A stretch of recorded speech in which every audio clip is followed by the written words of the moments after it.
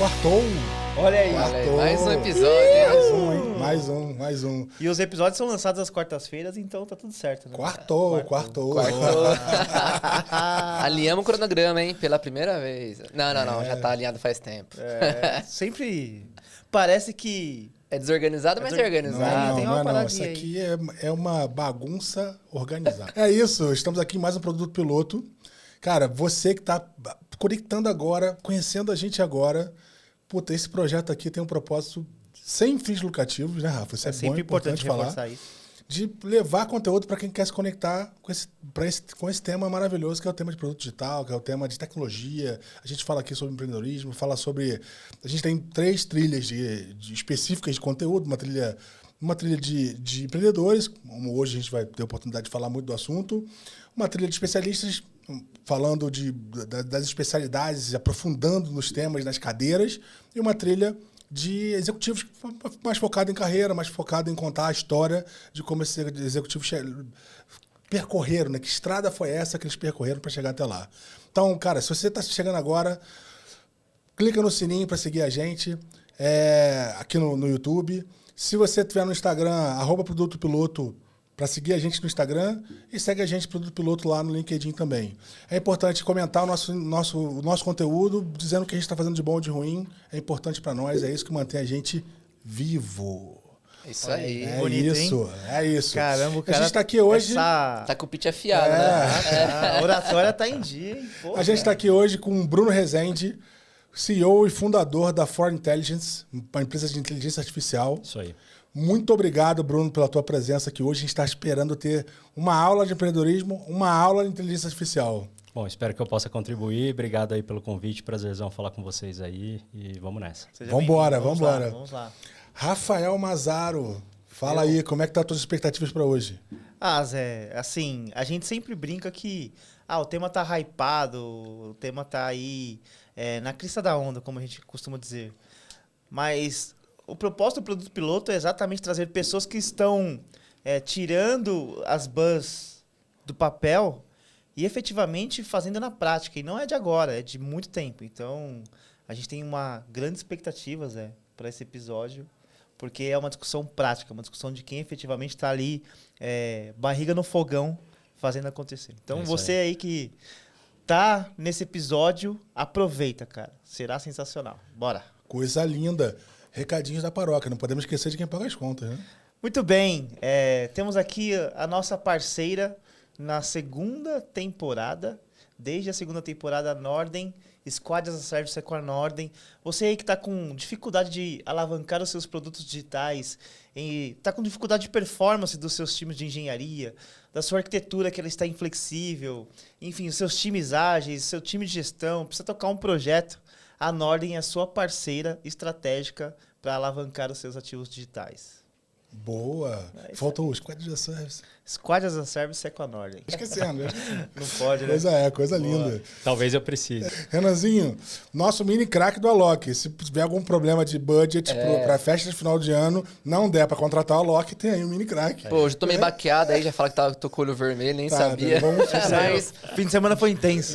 Dia de trabalho, a lataria tá mais em dia. Levou um soco no olho, nitidamente, né? Bom, tô ansioso aqui para nosso papo. Um assunto que já vem... 2023 foi um grande hype e 2024 promete ser. Então, acho que vai ser mais uma aula aqui, sem mais delongas. Vamos pro papo, né? Pro que interessa. Vamos aproveitar. Tentar furar o hype, né? É isso aí. A nossa ideia é essa, cara. É sair do que ali, mas como vai ser? Como é que é? E não, cara, tá acontecendo isso, tá acontecendo aquilo. Então, bora lá. Bruno, Bora. Conta pro pessoal que tá assistindo a gente o que é a For Intelligence, o que ela faz, para que ela está nesse mundo?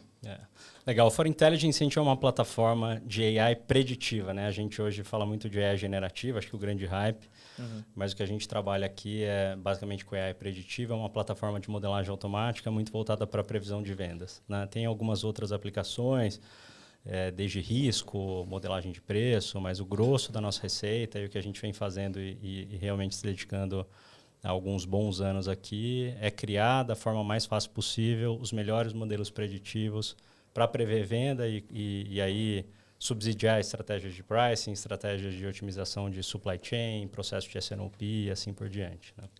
Legal. Eu tenho uma dúvida que eu assim, eu ia colocar lá depois, mas eu vou colocar agora. Já vamos esquentar o episódio. Vai. Tem alguma relação direta entre a AI preditiva e a generativa? Como que esses dois mundos se encontram? Se encontram, né? Assim, os modelos de AI generativa, se for ver exatamente o que está por trás, né? Em geral, são os modelos de linguagem natural, por exemplo, né? São modelos que eles tentam acertar a palavra, né? Ele nada mais é do que um modelo preditivo de tentar acertar uma palavra, né? Só que essas coisas tomaram caminhos muito diferentes. Hoje, os tipos de técnica, o tipo de modelo que a gente trabalha nos dois mundos já estão razoavelmente diferentes, né? Mas elas interagem, né? Então, hoje a gente faz desenvolvimento de AI preditiva e a gente tem integrado uma camada de AI generativa mais como um assistente de jornada para tornar a coisa cada vez mais palatável para usuários de negócio. Tá? Muito mais sobre facilitar a jornada até lá, enfim, entender o próximo passo, etc. Esse tipo de coisa. Tem um modelo de comunicação de acordo com o público que vocês estão abordando, basicamente. Exato. Mas a inteligência, de fato, é preditiva. A generativa é só a camada de interface com o usuário ali, né? Então... Exato. Na nossa ferramenta é assim que funciona. Legal. Bom, você é um cara do mercado financeiro, então faz muito sentido, você tem muita conexão, né, do teu empreendimento, digamos assim. Mas como é que você entrou nessa jornada louca de empreender? Acho que talvez essa seja a pergunta central. Bom, eu comecei a empreender, já comecei rasgando a cartilha do empreendedor, assim, né? Porque acho que a cartilha diz que você primeiro tem que identificar um grande problema, medir o tamanho do mercado, né? E você vai fazendo uma engenharia reversa para tentar realmente entender qual a solução que encaixa ali, assim. Eu comecei a empreender muito emputecido de ter passado 10 anos da minha vida sendo modeleiro ali, eu fazendo modelo na mão, né? Eu venho de eu passei mais de 10 anos da minha vida antes de empreender construindo modelos preditivos para grandes empresas, né? Isso numa época que não tinha computação em nuvem, que o ecossistema open source era muito escasso ainda, tinham muito poucos pacotes ali. Então, a gente usava alguns softwares de modelagem dedicados, que existem até hoje. Um Excelzão ali e a gente ia testando, né? Eu venho de uma época que a gente falava que modelagem, construir modelo, né? Modelar era arte. Porque como você não tinha poder computacional para testar tudo que dá para ser testado, você já tinha que usar a sua experiência para saber quais caminhos seguir, assim, né? Tinha um pouco de feeling na história, né? Muito. Mas, assim, cara, era um trabalho, assim, foda. Virava à noite, né? E era 90% do tempo fazendo um trabalho repetitivo, maçarocando dado, e a parte nobre da coisa gastava 10% do tempo. Então, eu comecei a empreender já, assim, pensando, não tem mais como esse negócio prosperar no futuro da maneira que a gente está fazendo. Não escala. Então, o mundo será data-driven. Né? Deveria ter sido desde o começo, mas ficou claro para você ali naquele momento. E assim, muito trabalho repetitivo. Então, eu comecei a empreender com a ideia de, cara, eu vou automatizar esse processo. Então, a gente começou a desenvolver AutoML, ou Machine Learning automático, sem nem conhecer o conceito, né? Na época, quando a gente começou, eu e os meus sócios, todos eles a gente trabalhava junto há quase 10 anos, né? Então todo mundo veio desse mundo. A gente não sabia programar, então a primeira coisa que a gente fez foi se inscrever em um curso de R, na época a gente usava mais R ali. E a gente começou a automatizar os processos que antes a gente fazia manualmente, tá? Então esse primeiro ciclo dessa jornada, até a gente ter a primeira versão do nosso algoritmo de modelagem automática foram 2 anos e meio, mais ou menos. Então, foi de 2016 até meados de 2018. Até lá, a gente vivia de fazer projeto, assim, muita consultoria. Cada real que gerava de lucro, a gente reinvestia em área de desenvolvimento. E aí, a primeira virada mesmo de jogo, quando a gente conseguiu trazer os clientes para a recorrência, e se reconhecer como uma empresa de tecnologia, foi aí final de 2018, começo de 2019. Então, vocês começaram prestando serviços de exatamente consultor mesmo, cara. Assim, a gente fazia assim, muita coisa de análise econômica, né? Então a gente começou com uma consultoria econômica mesmo, uma coisa muito análoga ao que a gente fazia antes de abrir a empresa, né? E também muito projeto de modelagem, mas da mesma maneira que a gente fazia antes, assim, uma entrega por ano, em geral ali para julho, agosto, que é quando as empresas estão ali no planejamento estratégico, né? Uhum. E a gente isso é uma atividade que é lucrativa, tem uma margem legal, mas a gente pegou, assim, literalmente, apertava o salário de todo mundo, e cada real que a gente gerou, a gente foi começando a colocar os tijolinhos na nossa área de desenvolvimento, né? 16, 17, 18 para produtizar o que vocês faziam ali. Produtizar o processo foi até 2022, assim, entendeu? Mas aqui, a primeira parte da coisa, né? Porque imagina, Então, assim, tem muito conhecimento envolvido, né? Então, essa primeira etapa, esses primeiros 2 anos e pouco, foi só o algoritmo. Então, isso não rodava numa infraestrutura adequada em nuvem, não tinha front-end, só rodava em código, só rodava local, né? Então, assim, a gente criou ali 2 anos e meio para gerar um monolitão que você jogava dado de um lado e você saía com sorte, Mas com o seu modelo do outro. Era o acelerador da consultoria, né? Ainda então, isso, era um acelerador do que vocês faziam como consultoria ali. Cara, a gente presta serviço aqui para vocês e tal, e aí vocês construíram um mecanismo que apoia vocês a servir esses clientes. Exato. E aí, assim, a gente conseguiu com isso quebrar a espinha dorsal de custo de fazer esses trabalhos. E aí, o que a gente fez, né? Que acho que essa foi uma virada muito importante. A gente bateu na porta de todos os clientes que compravam com a gente uma vez por ano, e a gente falou, ó, agora eu vou te entregar todo mês pelo mesmo preço anual. E a gente conseguiu converter 90% da carteira de projetos que a gente tinha em recorrência.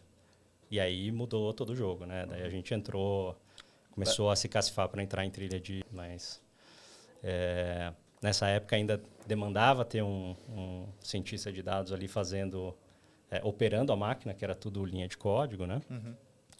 E ainda não rodava da forma mais eficiente do mundo, assim, né? Depois disso, depois a gente já ter trazido os clientes para recorrência, aí a gente começou, de fato, a investir numa infraestrutura adequada em nuvem, trazer aquele monolito para a estrutura de microserviço.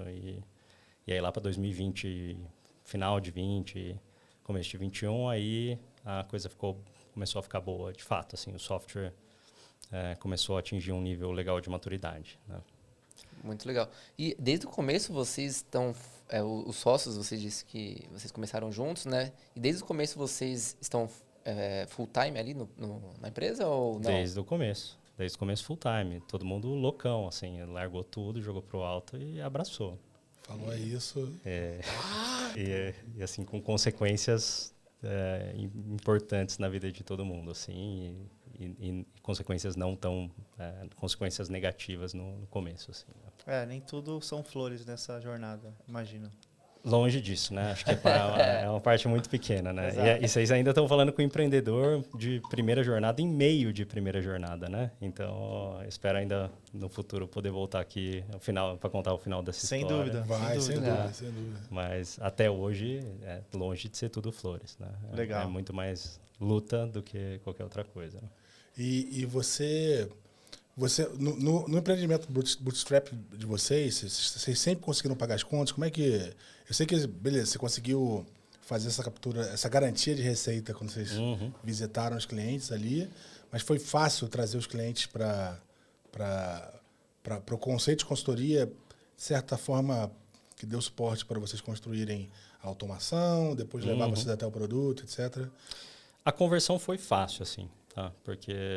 Assim, a proposta de valor é muito boa, né? Você aumenta a frequência que você está servindo, você serve melhor e no mesmo preço. No fim, o preço unitário muito mais barato, né? Cada vez que você roda ali uma atualização, a coisa sai muito mais barata. Então, a gente sempre conseguiu pagar as contas da empresa e prosperar, mas na pessoa física eu fali, assim, bonito, assim, né? De ficar desbancarizado. A gente passou, sei lá, 5, 6 meses sem tirar salário para não ter que desmontar a estrutura de desenvolvimento que a gente estava montando, né?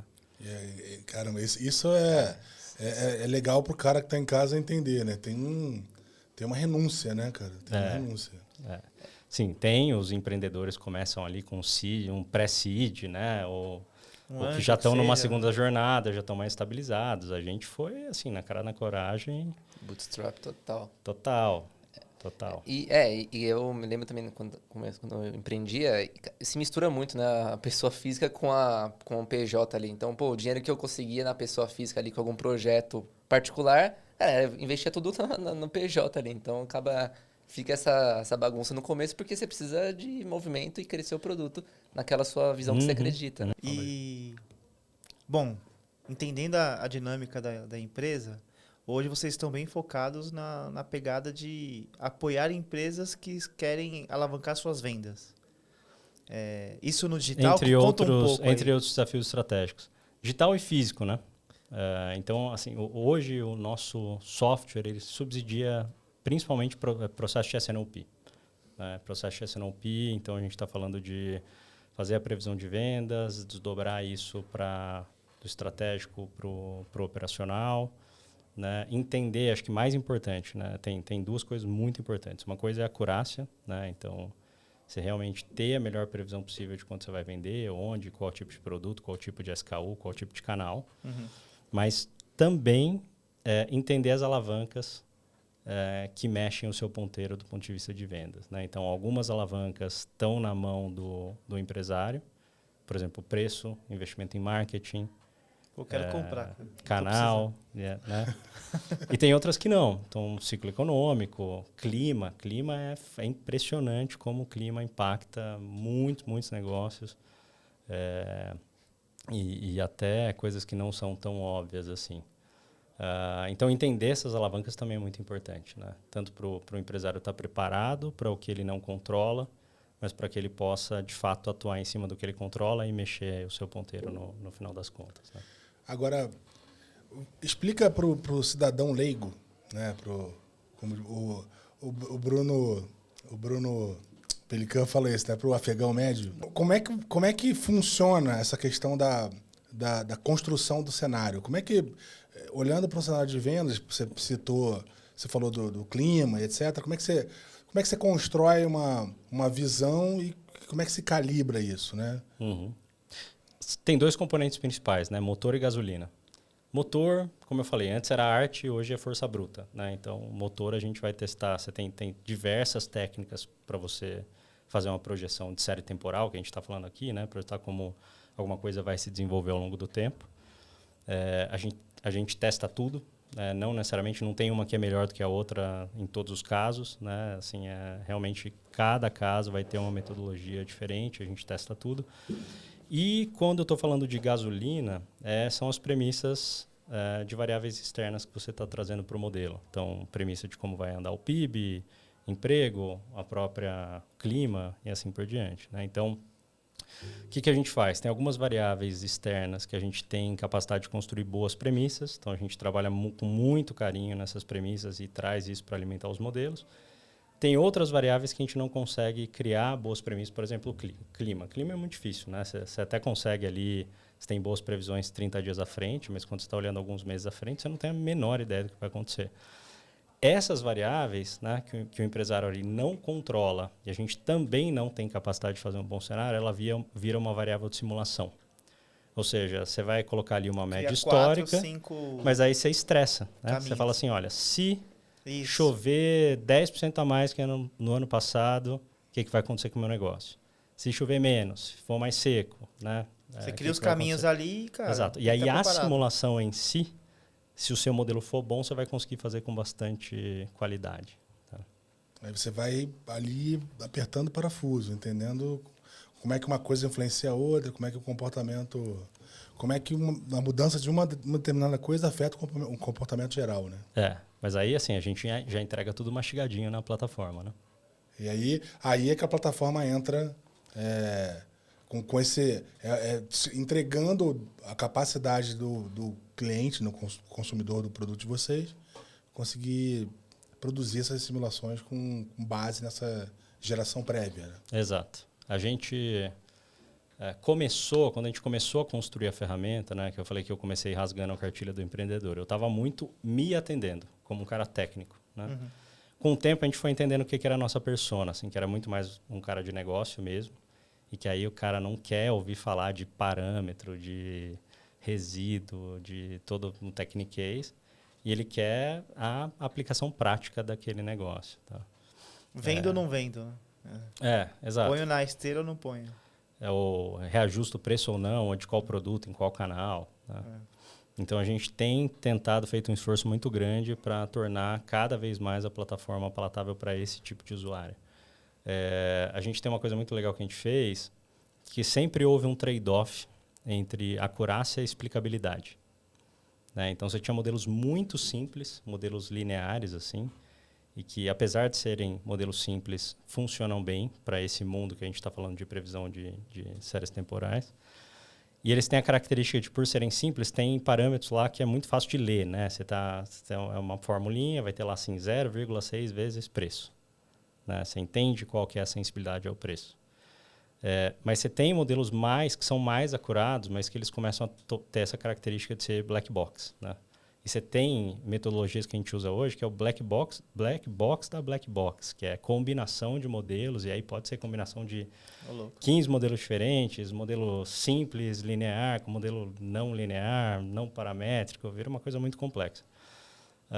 E aí sempre teve esse trade-off, né? Assim, os clientes acabavam sacrificando a acurácia para ter mais explicabilidade com modelos mais simples. Então, um desenvolvimento muito legal que a gente tem trabalhado, né, e continua aprimorando, é a gente abrir a caixa preta desses modelos mais complexos, né, e trazer explicabilidade, né, para que você possa ter, dentro da mesma metodologia, a melhor acurácia possível, mas também a melhor leitura possível dessas alavancas, das que você controla, né, e das variáveis que você não tem controle, mas que é importante você estar preparado para elas. Assim. Enquanto você fala, realmente, eu fico imaginando o tamanho do desafio que é você criar o diálogo da solução, né, com o cliente. Porque é uma coisa complexa. Assim, eu, particularmente, não tenho profundidade para uma discussão técnica e talvez se eu estivesse operando nesses cenários, eu tenderia a encontrar algo que eu buscar algo que eu encontrasse conforto, né? Eu entendo isso aqui, fica muito mais fácil de eu digerir. E aí, assim, é um puta desafio você criar esse diálogo, né? De como é que você entrega isso pro cara e ele se entende ali, né? Esse é a última grande onda de desenvolvimento que a gente tem feito, né? Então, eu falei que a gente gastou muita energia para, primeiro, fazer a parte matemática da coisa. Depois, a gente entrou na parte mais tech mesmo, infra, né?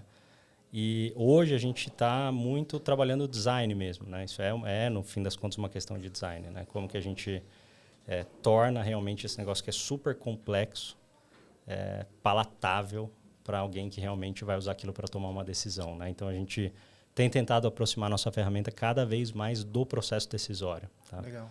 Eu queria entender, assim, em cima do que vocês construíram, na prática, assim, como é a abordagem, por exemplo? Como que um cliente chega e fala, cara, estou interessado em comprar a ferramenta For Intelligence, e como que é a jornada ali? Como que o cara chega, como que vocês abordam ele para iniciar o projeto, enfim. Se você tiver algum exemplo, por exemplo, de alguma indústria, aí, sei lá, varejo, não sei. Como que é essa dinâmica de execução aí para essa construção? Assim, o nosso modelo, ele ainda é muito high touch, né? Então, a gente está dentro de um mercado B2B e Enterprise. Ticket alto, né? Então tem muito relacionamento, a venda ainda é muito outbound, né? A gente tem um pacote de entrada, então hoje a gente trabalha basicamente com 2 pacotes, né? O pacote que a gente chama de Essentials, e ele é super low touch, totalmente autosserviço, mas é um bicho que a gente ainda está aprendendo a lidar, assim, a gente nunca fez PLG, né? Product Led Growth, não é um negócio que a gente tem muito traquejo, até por vir do mercado de consultoria, a gente está acostumado a fazer essa venda enterprise, relacionamento e tal. Então, a gente segue, o modelo de venda ainda é muito parecido com o que a gente fazia ainda em época de consultoria. Então, tem relacionamento, ABM, né, Account Based Marketing, ciclo longo, 6 meses para fechar um contrato, né, e aí você tem todo o processo de ganho de confiança. Mas, basicamente, por que as empresas nos procuram? Justamente por essas 2 coisas que eu falei que a gente entrega. A acurácia, né? Então, o cara está com baixa acurácia no processo de planejamento e isso custa muito caro para as empresas, né? Você imagina que empresas que a gente lida, né, que são empresas de multinacionais, bilionárias, se você conseguir enxugar 5% de estoque de insumo, 5% de estoque do produto acabado, isso pode, assim, literalmente significar centenas de milhões de resultado adicional. Né? Então, acho que cada vez mais as empresas estão realmente preocupadas em trazer mais acurácia, implementar isso e elas, em geral, conseguem colher os frutos, né? E pensando, assim, na parte prática também ainda, explorando esse momento, né? Como que é o onboarding, né? Porque você comentou um pouco sobre essa caixa preta, esse modelo que vocês desenvolveram. Acredito que seja, por exemplo, das experiências passadas de clientes que vocês tiveram. Um exemplo, empresa de varejo, a gente tem já um know-how fantástico. Agora, se a gente for para a indústria de seguros, a gente não tem tanto know-how ainda. Então, esse onboarding ainda, vocês têm que desenvolver algo? Ou é um produto, assim, de certa forma, agnóstico à indústria, agnóstico a setor? Ele é super agnóstico. Ele permite que a gente customize em escala, né? Então, quando a gente deixou... Isso tudo que você trouxe era muito verdade na época que era arte. Quando era arte, a gente não conseguia testar tudo. Então, a gente tinha que saber qual caminho seguir, se era uma indústria de bens de consumo, se era um varejo e assim por diante. Hoje, a plataforma vai fazer essa customização de forma totalmente automática, tá? Inclusive, a seleção das variáveis. Quando a gente está falando de gasolina, a nossa plataforma ela tem esses dois componentes. Tem um motor de modelagem, tem um data marketplace, né? Que a gente começou com dados que a gente estruturava e trazia.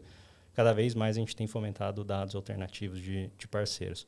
A ponte entre essas duas coisas, que são algoritmos que a gente chama de feature selection, eles vão fazer esse trabalho de forma automática e agnóstica. Tá? Então, independente se eu estiver projetando a venda dessa água, daquele copo ou dessa TV, o nosso software vai encontrar qual o melhor set de variáveis que você deveria usar para o seu planejamento. Fantástico. Fantástico. Da mesma linha do Rafa, quero conhecer. É muito interessante, é muito interessante. E é curioso como que eu fico na curiosidade do design, né? De como é que... E vocês pegaram um grupo de clientes para testar como é que eles conversam com a solução? Como é que vocês estão pensando aterrissando essa visão do design, do uso, etc. Tangibilizando, né? Esse foi um processo de evolução muito legal, assim, porque, como eu falei, a gente começou muito atendendo aos nossos próprios anseios e atendendo ao que a gente imaginava que seria o ideal. E quando você está começando com poucos clientes, é o que dá para fazer, né? Assim, nada que um cliente te falar vai ser representativo se você tem 2, 3, 4 clientes. Então, como a gente foi aumentando um pouco a base, a gente ainda tem relativamente poucos clientes, ticket alto e tal, mas a gente já conseguiu inverter esse jogo hoje, né? Então, hoje a nossa própria área de produto faz escuta direta com os clientes, a gente tem um processo de design bem estruturado, onde a gente vai pegando inputs do que está na ponta, né, de clientes e prospects, e vai usando isso para priorizar o roadmap de desenvolvimento, né? Ali no backlog, a gente tem backlog por uns 3 anos, então o jogo aqui é priorização, né? Então, a gente vai priorizando sempre, tentando mirar em qual desenvolvimento vai destravar mais receita em última instância, né? Tem uns caras bons aí para ajudar. Famosa priorização, valor e custo, né? Exato. Bom, você na tua história de evolução, né, você estava contando lá que vocês chegaram numa fase em que vocês saíram da máquina para evoluir o produto, né? E hoje vocês estão aqui nessa fase em que você está revendo o design, etc., né? Onde está a projeção de futuro da Fauria, assim? Para onde você está direcionando o foguete, assim? Acho que a gente tem 2 linhas aqui muito importantes, tá? Então, a gente está trazendo cada vez mais... A gente sempre foi parte de um processo, né? Então, dentro de um processo de SNOP, a gente era o começo, né? A gente gerava uma massa inicial de insights, que depois a empresa ia pegar todos os seus analistas ali, gerente, marketing, ia trabalhar em cima desse negócio, vira os números do avesso e colocava o processo, o número ali dentro dos processos de SNOP. Hoje, as empresas têm demandado cada vez mais governança, não só governança de dados, mas governança dos insights. Antigamente, você contratava uma consultoria brand name, né, e isso era suficiente. Aquela coisa de... Vocês podem citar a McKinsey, que todo mundo fala, né? Assim, ninguém vai ser demitido porque contratou a McKinsey, entendeu? É verdade. Pode, é nossa. Isso tá mudando, tá? Isso tá mudando muito, assim. Então, boa parte do desenvolvimento que a gente está fazendo agora... Estão começando a ser demitidos? Boa parte do que a gente está priorizando no roadmap agora é trazer o processo para dentro da plataforma e trazendo toda essa parte de governança do Insight. Para que daqui a, 5 anos você tem que olhar para trás e falar exatamente como o número foi gerado, qual que era a premissa, qual que era o modelo... e qual foi toda a cadeia de aprovação daquele número até ele efetivamente entrar no plano da empresa. A gente está trazendo isso tudo para a plataforma. Então, é algo que a gente está apostando bastante para surfar essa onda de governança, né, que eu acho que é uma coisa que está ficando bem forte. A outra coisa, né, que não tem como a gente fugir, é a AI generativa, assim, né, que é um pouco do que a gente falou no começo. Então, eu acho que agora, cara, ChatGPT e afins, assim, a generativa, ele pode ser friend or foe, né? Pode ser amigo ou pode ser inimigo, a depender da velocidade que a gente conseguir integrar. Né? Então, de novo, a gente encara muito essa camada de AI generativa como um assistente que a gente vai fazer rodar em cima de todo o arsenal nuclear que a gente criou para AI preditiva, né? E com isso a gente espera ainda tornar a ferramenta ainda mais palatável para um usuário de negócio, para que no fim você tenha uma coisa que é quase um Jarvis ali do Homem de Ferro. Você possa fazer perguntas de negócio, né, e ela responder não só em cima de dados crus, mas principalmente em cima de um estoque gigantesco de modelos preditivos que você já está rodando ali, né, há bastante tempo, e aquilo vai acumulando bastante conhecimento, né? O que eu acho legal nessa história é que quando a gente traz aqui os empreendedores, pessoas que tiraram as ideias do papel e colocaram para rodar, tem uma característica que ela é muito similar, assim. Você começa desacoplando um fluxo. Então, você olha lá para a jornada da empresa, o que uma McKinsey faz ponto a ponto, fala, pô, mas ela tem gap aqui. Então, eu vou atacar esse recorte. Esse recorte ele funcionando super bem, você se tornando ali a empresa referência, você começa a olhar assim, pô, agora eu tenho que começar a trazer valor agregado para, obviamente, abocanhar mais daquele cliente, fazer mais upsell, mais cross-sell ali dentro e tentar abocanhar mais do mercado. Então, é um movimento que eu percebo aqui quando a gente entrevista, aqui, quando a gente troca uma ideia com os nossos convidados que são empreendedores, que eles estão... É muito parecido, né? Segue uma linha assim... não é uma receita de bolo, obviamente, que existem tempos e movimentos, produtos, serviços. Um padrão, né? Mais ou menos. Mas tem um padrão aí sobre como... Planejado ou intuitivo é uma coisa meio assim, sempre parece. Uma coisa que eu vejo muito hoje, assim, são 2 padrões muito claros quando a gente está falando de ferramentas de dados, assim, dados, inteligência artificial. Que tem as que são verticalizadas ali, as horizontais, né? A gente é mais uma horizontal. Em qual sentido, né? Eu encaro muito ferramentas verticais que vão fazer a coisa end-to-end, assim mesmo. Desde pegar o dado onde ele nasce mesmo, né? E gerar todo o ciclo de vida daquele dado, toda a parte de engenharia de dados, ETL e tal, Data Lake, e depois a parte de inteligência, assim. A gente escolheu não brigar nessa parte muito do começo do ciclo de vida do dado. Né? Então, a gente entra já quando o dado já está de boa qualidade, a empresa já tem um nível de maturidade grande, e a gente foca em trabalhar muito bem essa parte bem perto do processo decisório. Aquele momento que a empresa fala, beleza, o que eu faço com isso? Como é que eu transformo agora, de fato, esse dado, essa informação em dinheiro? É ali que o nosso software entra. E por que horizontal?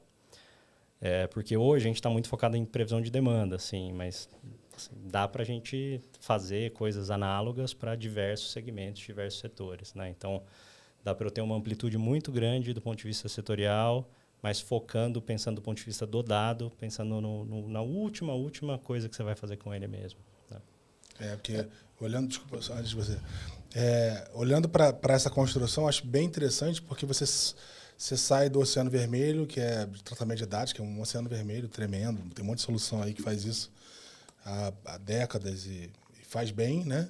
E você fica com o que de fato é o ouro da história, né? E é legal também que quando ouvindo a tua fala aqui, você tem lá as possibilidades de cenários, as soluções propostas, e você tem uma possibilidade de empacotar isso de forma que você consiga realmente entregar pacotes de solução que atendam a segmentos diferentes, a mercados diferentes, tamanhos de empresa diferentes, e que não necessariamente vão demandar produtos novos. Perfeito. São pacotes do mesmo produto, né, de certa forma. Né? É. E isso é uma coisa que a gente aprendeu muito na dor, né? Porque a gente sempre teve essa ideia de criar uma ferramenta que fosse agnóstica, né? E que a gente pudesse usar para vários setores, para várias coisas. E depois a gente foi descobrir que ninguém quer comprar canivete suíço, né? Que você fala assim, pô, tem um canivete suíço aqui, o cara fala assim, puta, mas eu só vou usar o abridor de lata, assim, dá para eu não ter o resto e pagar menos, né? Então a gente está aprendendo um pouco como realmente empacotar, e para cada segmento eu não vou falar que eu tenho um canivete suíço, mas eu vou pegar esse canivete suíço e vou focar só no que realmente importa para aquele segmento, né? Isso é uma coisa que a gente até tem discutido, né? Não tem um desenvolvimento de fato com relação a isso, mas sim, até inspirando um pouco no mundo de games, assim, a gente tem discutido de criar tipo umas skins, né? Ou seja, tipo uma roupagem, por trás é a mesma coisa, mas como é que a gente apaga o que não é importante e reforça o que é realmente importante para determinado segmento. Faz um white label pro cara ali, né? Templates, né? E não precisa ser assim, white label para uma empresa, assim, né? Mas assim, pensar em uma solução setorial. Pra uma mercado de indústria, eletrônicos, você tem, por exemplo, empresas, mercado de eletrônicos. Market share é super, super importante. Mercado de commodities. Market share é um conceito que nem existe, né? Então, são coisas pequenas, mas que a gente pode trazer para um cliente e não trazer para outro. Sem um dúvida. campo específico, uma informação específica. O negócio do cara não serve. O cliente para o mercado de varejo é segurado ou paciente no mercado de saúde. Exato. Né? SKU, por exemplo, muito seguro você não fala muito. Exato. Qual é o SKU do... Você ia falar, Renan? Exatamente, indo nessa mesma linha ainda, né? Até puxando o gancho que você comentou, e também puxando o gancho na questão do onboard de uma empresa, né? Cara, a gente se falava muito, né? Pô, dados a novo petróleo e tudo mais. Mas se a gente for para a realidade mesmo, até hoje, 2024, as grandes empresas ainda têm muita dificuldade. Tem muito legado, tem muito... tem empresas que, cara, tem CPF ali que não está sendo validado o campo.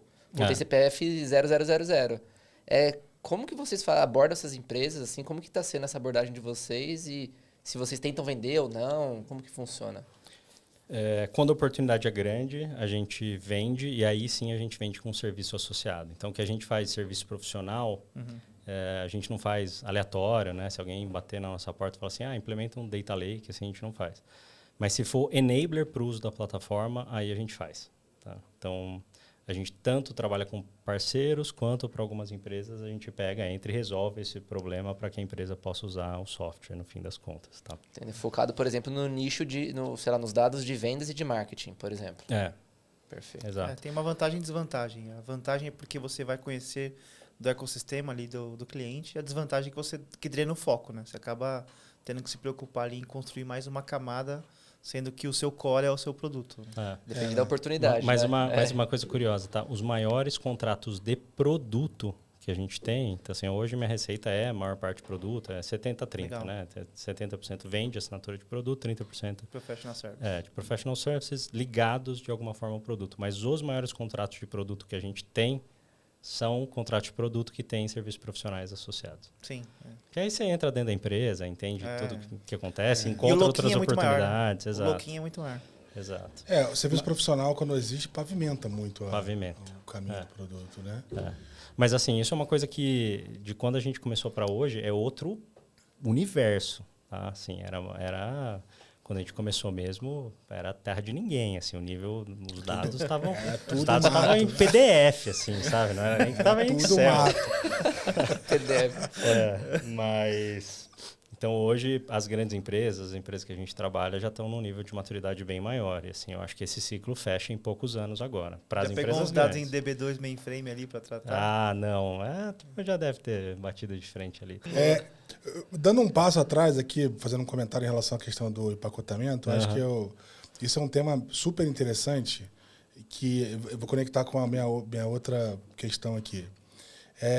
Que quando você consegue empacotar, você torna a solução de mais fácil de gestão, assim. Perfeito. Eu, particularmente, assim, se eu estivesse abrindo uma solução como essa, tentando imaginar como eu seria tipo um burro de olho de frente para um palácio, assim. Eu não sei o que fazer com essa porra, não sei onde começa, né? Não sei. Não tem conhecimento.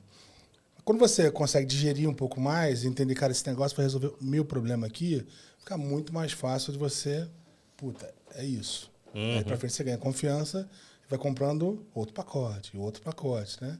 Ou vai simplesmente consumindo outro pacote, não sei bem qual é o formato de venda para essa questão do empacotamento, ou o que vocês estão pensando. Mas é um jeito muito bom, né? Primeiro, porque você ganha um foco e aprende, né? Isso é... E aí a minha experiência empacotando produto, né? Porque no fim das contas você tem um monte de funcionalidade e às vezes, muitas das vezes não faz sentido numa primeira abordagem entregar todas. Não é nem só por uma questão do custo, mas por essa questão de facilitar o entendimento. E aí, no seu mercado, que é um mercado complexo, é um mercado que tem uma série de nuances, etc., eu imagino que tem uma pitada a mais, né? Que você precisa educar o seu cliente. Total. Como é que funciona isso? As duas coisas estão conectadas? Essa é a primeira pergunta. E depois se não estão ou se estão, como é que funciona? Como é que isso está endereçado? Como vocês estão pensando nisso? A questão de educar o cliente, isso é realmente muito importante. Lembra que eu falei que sempre teve um trade-off entre acurácia e explicabilidade, né? Então, a gente tinha um problema muito grande, assim, que chegava as empresas lá, os diretores faziam a mesma coisa há 40 anos, o cara falava assim, olha, eu quero o melhor modelo possível, mas o meu modelo tem que ter PIB, preço e chuva.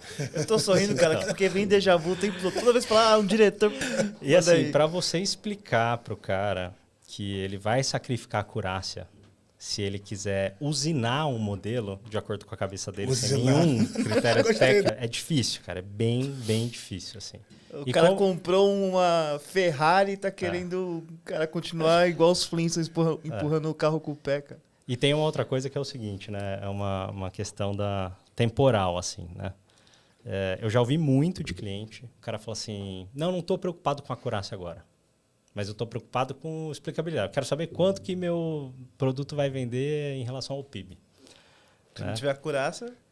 Exato. Então, eu já ouvi muito de cliente, no curto prazo o cara precisa atender uma demanda de explicabilidade, ele fala assim, não, eu sacrifico, eu não quero acurácia. Daí o modelo começa a errar, o cara reclama, assim, né? Então, esse processo de educação tem sido muito difícil. Como que a gente tem feito, né? A maior parte dos nossos clientes, a gente trabalha mais no mundo estratégico do que operacional. Qual que é a implicação disso? Assim, em geral, a gente está mais olhando 12 meses à frente do que olhando curtíssimo prazo. Então, tem essa questão e aí tem um outro complicômetro que é o modelo que performa melhor 12 meses à frente não é o mesmo modelo que performa melhor um mês ou um dia à frente, né? Então, a gente sempre sacrificava algum pouco de acurácia de curto prazo e a gente só ia comprovar que a gente estava certo um tempão depois, né? Então, demorava, essa educação era difícil. O que a gente fez? A gente começou, para todos os clientes, a gente seta um modelo, que é o que a gente colocou hard-coded na plataforma, lá, um AI Selection, que o cara não pode mexer. Ele pode deployar outro modelo, se ele quiser. Mas ele sempre vai ter o AI Selection, que ele não pode mexer, educando ele, assim, acertando mais, né, e mostrando que existe uma forma melhor de fazer. Assim. Então, a gente seta modelos de curto prazo para todos os clientes, e aí, logo no primeiro mês, segundo mês, ele já começa a ver que, não, de fato, esse negócio acerta mais, e vai quebrando um pouco a resistência. Né?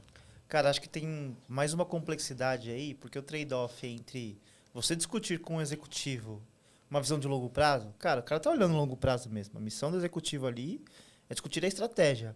Mas quando você desdobra para aquele cara que tem a meta trimestral, a meta semestral e por aí vai, a discussão é muito mais complexa, porque tem uma esquizofrenia entre o que se desdobra e o que efetivamente é o cara ali na ponta executando.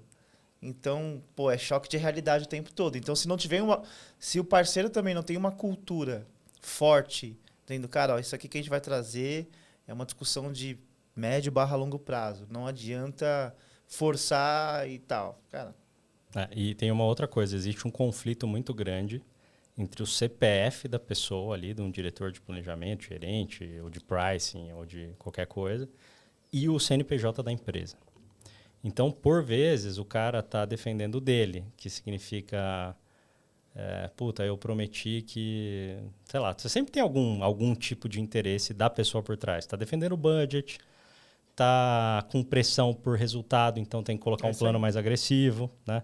E a gente tem a árdua tarefa de tentar sempre olhar para o CNPJ, olhar para a empresa. Assim, a gente está trazendo o melhor valor possível para essa empresa que paga na sua conta, assim, ou a gente está atendendo um CPF. Assim, a gente tenta sempre atender o CNPJ. A gente falou junto com o pessoal da... Esqueci o nome. Justamente sobre essa abordagem de venda, né, cara? Às vezes, pô, tem que levar em conta a pessoa, né? Os sentimentos ali, as ambições daquela pessoa que você está abordando, porque é ela que também está tomando a decisão. Mas essa abordagem que você está trazendo, cara, faz muito sentido, porque é quem está pagando a sua conta, né? No fim das contas. No final das contas, assim, eu preciso garantir que a empresa que está me contratando, a empresa, ela saia melhor do outro lado com o uso do meu produto. Se o interesse do CPF conflitar com o do CNPJ, eu tenho que atender o CNPJ. Ainda que, por questão de relacionamento e tal, sempre atrás do CNPJ tem o CPF, né? Você tem que trabalhar com isso. Mas, última instância, eu quero que a empresa que nos contrata saia melhor, né? Venda mais e assim por diante. Isso deve ser super complexo de equilibrar, né? Porque, puta, isso é natural. Assim, o brasileiro já tem aquela coisa de olhar para o curto prazo, né? Uhum. Você quer investir hoje para recuperar amanhã. Então, se você pegar algo que vai mostrar uma previsão para você, que você diz para ele que no médio e longo prazo você vai ter um nível de assertividade maior, mas que agora você não tem, você precisa dar tempo para o modelo, pô, eu imagino que o cara deve se revirar com isso. É difícil. Por isso que eu valorizo muito mesmo dentro desse mercado, né, que a gente trabalha, Enterprise, B2B, eu valorizo muito quem está na frente do cliente. Assim.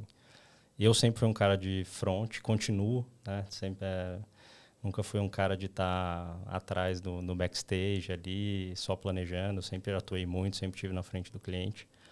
E assim, eu tenho apreço por todas as pessoas que trabalham na Fora Intelligence, todos os desenvolvedores, mas eu tenho um apreço especial por todo mundo que está na linha de frente, de fato, lidando com o cliente, porque é foda, assim, é muito difícil. Equilibrar esse negócio, produzir empatia, fazer E é muita gente, né? Muita gente de áreas diferentes. Pô, tem que lidar com tecnologia múltiplos que vai ajudar. Stakeholders. Então, assim, você nunca está agradando todo mundo ao mesmo tempo. Tem muita porrada, tem, sabe, tem muita coisa boa também, né? Quando quase sempre no final os projetos vão bem, né? E a gente recebe reconhecimento. O maior reconhecimento é manter o contrato e crescer o contrato, né? Mas sempre vem um elogio, assim, é super bom. Mas essa tarefa de lidar com grandes empresas, assim, é muito difícil. Precisa de muito skill. E é uma coisa que está cada vez mais rara, né? Tanto tem uma geração nova agora que tem muito menos soft skill. E isso foi piorado por conta da pandemia, né? Sem dúvida. Verdade. Como que vocês têm trabalhado o resultado? O que é resultado para o cliente? O que no final do dia pô, beleza, o cara implementou minha ferramenta aqui. No final do dia, óbvio, né? Vocês esperam que a predição ali ela traga algum benefício, mas o que especificamente é esse benefício? Perfeito. A depender um pouco da aplicação que a gente está fazendo, a forma que a gente calcula o ROI, né, que no final das contas é o que você está apertando, é um pouco diferente. Assim. Quando a gente está fazendo dentro de S&OP, mirando muito otimização de cadeia de suprimentos, a gente vai ver quanto o cara está economizando, quanto o cara está acertando a mais, como que isso se traduz em redução de estoque em geral. E aí você tem uma conta de ROI direta que é working capital, né? O cara enxuga o working capital, esse dinheiro que estava parado em estoque agora está no banco rendendo CDI. Então dá para a gente fazer uma conta direta de ROI por aí. A gente tem outros clientes que a gente atende mais a áreas de pricing, né? Ou seja, porque a leitura de sensibilidade a preço é quase um subproduto do que a gente está fazendo. A gente tem que criar a melhor previsão possível considerando o preço. A partir daí chega uma leitura de sensibilidade a preço. E aí o cara pode escolher, né, aquela questão dentro do conceito que a gente chama de preços elásticos ou inelásticos. Né? Teve um episódio que a gente falou que precificar é uma arte, né? Sim. É uma arte. É uma arte, mas cada vez menos. Cada vez menos. É a mesma coisa. Hoje em dia, episódio, força cara? bruta... Foi com o Henrique Vaz. Foi. Cloud...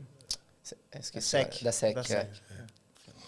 Legal. Ou seja, é uma arte, mas, de novo, assim, existem técnicas. Essas técnicas, elas podem ser industrializadas, né? E você pode realmente usar isso em larga escala e garantir que você sempre está tomando decisão com base nos mesmos critérios, assim. Então, é um pouco do que a gente fez ali com toda essa parte preditiva. Acho que pricing está indo pelo mesmo caminho. É arte, mas cada vez menos. Eu preciso ter uma solução de pricing, cara. Pergunta capciosa. Vocês estão usando o produto para vocês precificarem? Para a gente não funciona. Isso que era minha dúvida. Para o modelo funciona. de vocês. Não, assim, a gente... Funciona muito para bens de consumo, funciona para negócios que são um pouco mais estáveis, assim... Economia real mesmo. Assim... E mesmo uma empresa de software mais madura, acho que funciona. Qual que é o problema para a gente, né? Eu brinco que o pessoal fala muito de crescimento exponencial, crescimento linear. Nosso crescimento, e acho que da maior parte das empresas de tecnologia, né, que trabalham com o tipo de mercado que a gente trabalha, ele é espasmódico. Então, cresce por espasmo. Você tá lá, tem um bicho aqui, quando cresce uma bolha. É igual aqueles do iogurte, lembra? Você colocava, daqui a pouco você olhava a geladeira, tinha o negócio cresceu. Mas no dia seguinte morria, sei lá.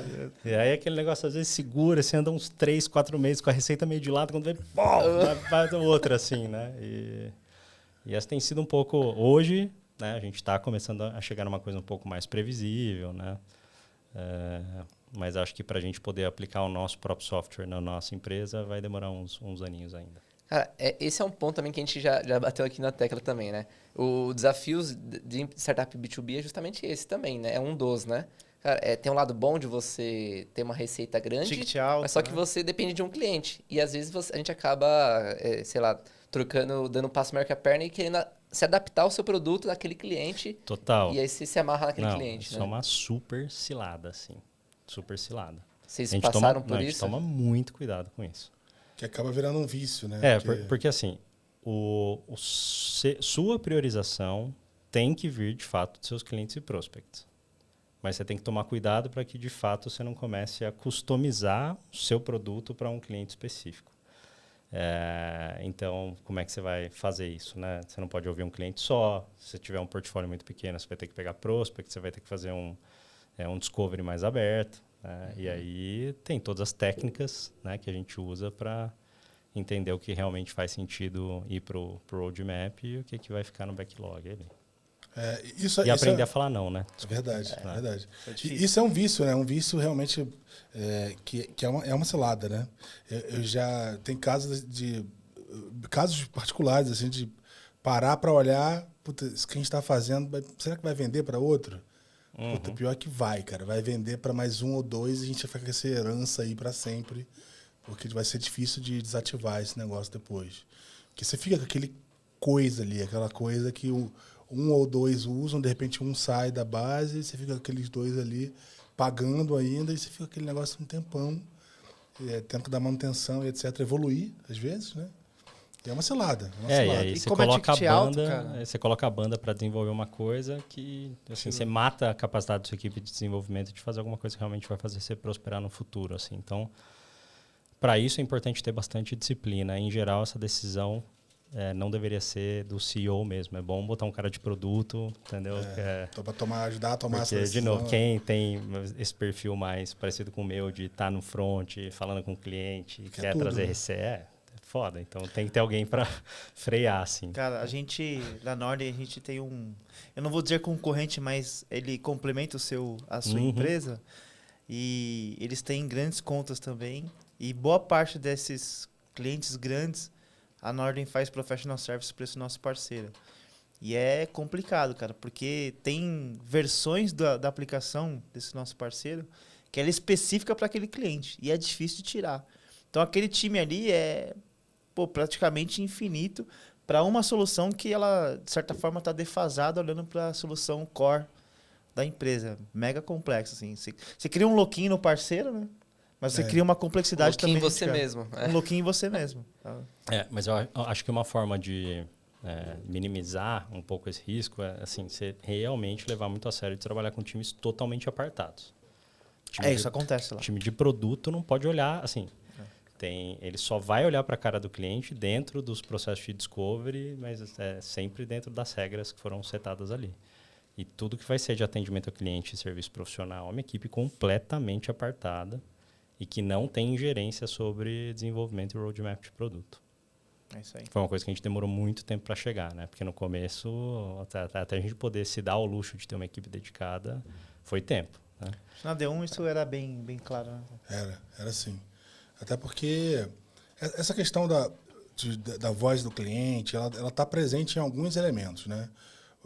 É importante que você crie um diálogo, né? Que comercial é uma voz importante, você ter NPS, CSAT, tem vários elementos ali que a gente consegue compor e criar uma dinâmica para isso. Aí você tem o discovery, tem ferramentas, e era assim que funcionava.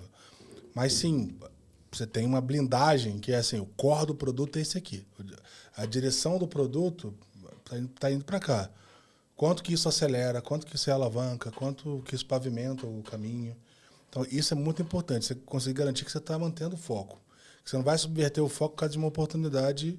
Tudo bem. É claro que você quer... Você está num esquema que você está falando, tá de lado, quer dar mais uma pancada, você vai no afã de trazer o cliente para dentro. Mas você precisa colocar na mesa que você vai perder no médio prazo. Perfeito. Né? Então, isso é uma disciplina importante. É uma arte também, né? Por isso que explorar essa situação do empacotamento é tão legal. Né? Porque se você... A partir do momento que você consegue, principalmente aí, ouvindo um pouco da característica do software e tal, quanto mais você conseguir abrir as funcionalidades e deixar esse negócio aberto para você... disponível para você poder criar pacotes com maior nível de flexibilidade, do tipo, eu tenho módulo A, B, C, D, e eu junto o A com B e dou uma roupagem aqui, como você bem falou, mercado de varejo, e aí aqui eu tenho uma solução que vai fazer, sei lá, previsão de venda para TV. Situação de Natal, sei lá o que for. Esse é um caso que você não está construindo produto novo, você está entregando solução para o problema do cara. Perfeito. Porque uma coisa que... Caso de uso, né? Uma coisa que acontece muito é você estar sempre tentando vender o que você não tem. Em matéria de software, sempre está faltando alguma coisa. Então, quando você olha para a dor... Sempre tem alguém criativo, né? Sempre. Quando você olha para a dor, fica muito mais fácil de você... Cara, sua dor é o quê? É conseguir fazer o planejamento da cadeia produtiva, ou seja, planejar a tua produção e projetar o quanto você vai vender para que a sua produção encaixe e você consiga, sei lá, montar a tua estratégia de logística, sei lá o que for. Eu chutei aqui, tá? Se sua dor é essa, tá bem. Então, eu consigo resolver com essa parte do produto, combinada com essa, combinada com alguma customização, por exemplo. Aí fica muito mais fácil. Sim. E aí você sabe conscientemente como que você está resolvendo isso. E depois você consegue eventualmente validar se aquela dor se repete muitas vezes.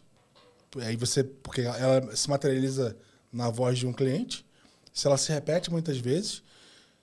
E qual seria o melhor jeito de produtizar a solução. E aí você começa a inverter a história. Porque do contrário, você fica sempre olhando para o software e pensando, ele encaixa no problema do cara? Ele encaixa no problema do cara? Ele encaixa no problema do cara? Pô, não encaixa porque faltaria ter relatório. Aí você vai lá fazer o relatório. Não encaixa porque faltaria ter, sei lá, um botão aqui verde. Você vai lá e faz o botão verde. Sempre vai faltar alguma coisa, cara. Sempre. É impressionante. Né? E aí fica uma queda de braço, né? De produto com vendas, né? Fala assim, pô, mas ela tá vendendo, o time é ruim. Fala assim, não, meu produto não tá pronto, né? Vendi um projeto assim assado que tem essa funcionalidade. Pô, mas nem tá no backlog ainda. Coloca que eu vendi. E aí, tentando aterrissar um pouco mais, talvez a solução para isso seja, sei lá, ter uma interface white label, sabe? No caso do botão. Sempre pedem um botão de uma cor diferente. Então a solução é também interface white label. Mas tem uma coisa que pode mudar muito o jogo agora, assim. Eu não sei o quanto o comportamento dos usuários assim, de software vai realmente migrar para isso, mas que é a própria AI generativa, né? E o chat GPT likes, assim. Então, voltando, né? A gente estava sempre construindo um canivete suíço, o cara não quer usar o canivete suíço, a gente tinha que empacotar de forma a esconder o que o cara não quer e trazer luz para o que realmente vai impactar no negócio dele. Boa. Mas quando você realmente democratiza o uso e você traz uma interface que ela é textual, cara, talvez você não tenha tanta necessidade de empacotamento assim no futuro, né? Porque a troca, você tem um canivete suíço, você vai pedir assim, eu quero usar a faca. É usar a faca. Talvez o empacotamento, desculpa. Vai lá. Talvez o empacotamento, no caso da IA generativa, seja o contexto da skill. Perfeito, total. Porque o contexto da skill é que cerca, né? Não, e aí total. resolve um bocado de coisa e tal. Enfim, dá para ter esse papo aqui. Dá. Um case legal, e talvez sirva até de bench, o Pipefy, ele... Antigamente, assim, você entrava lá, pô, o que é o Pipefy? É uma ferramenta de pipe. Você cria lá a pipe, quero um workflow aqui para poder fazer meu fluxo de pagamento. Então, você vai lá e você consegue criar um pipe para isso, com automação, disparame e tudo mais. Com o tempo, eles começaram a criar vários casos de uso. Então, hoje, quando você cria uma conta no Pipefy, cara, é para quê especificamente? Minha empresa é uma empresa de software e tal. Pô, para que você vai usar? Vou usar para projeto.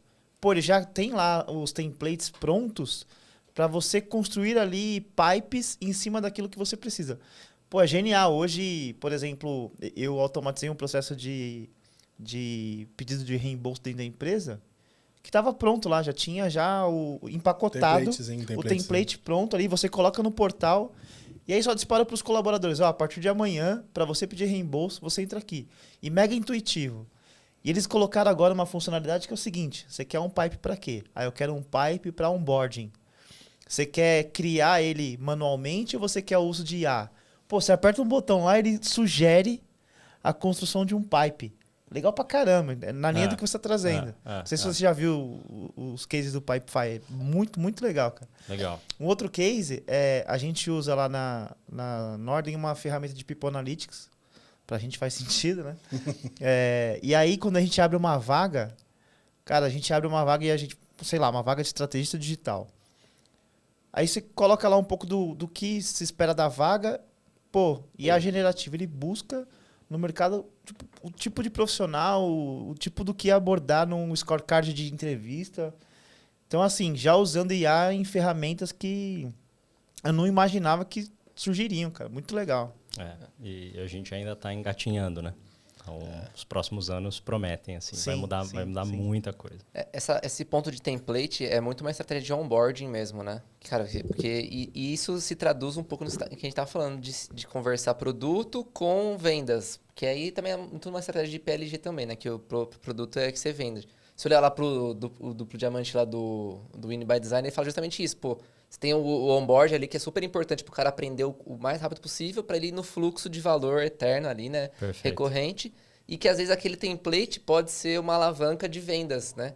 Pô, você pensa o Pipefy vendendo, cara, uma abordagem de vendas, cara, eu resolvo esse problema de pipe de orçamentário, que já tem pronto. Tá, é só você usar.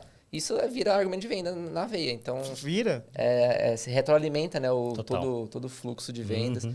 E eu gostei muito, que parece que a gente não faz o serviço aqui de casa, mas a gente faz, tá? Eu acessei o site de vocês, eu vi lá justamente os dois produtos que vocês têm. Vocês têm justamente um ali, Freemium, que é uma inteligência analítica, que eu acho que é muito pro cara de negócio, cara, que ele quer testar ali para ele ver, navegar, sentir e ver o potencial da plataforma. E o outro que aí é o pago, que aí vem o grande glamour ali, né?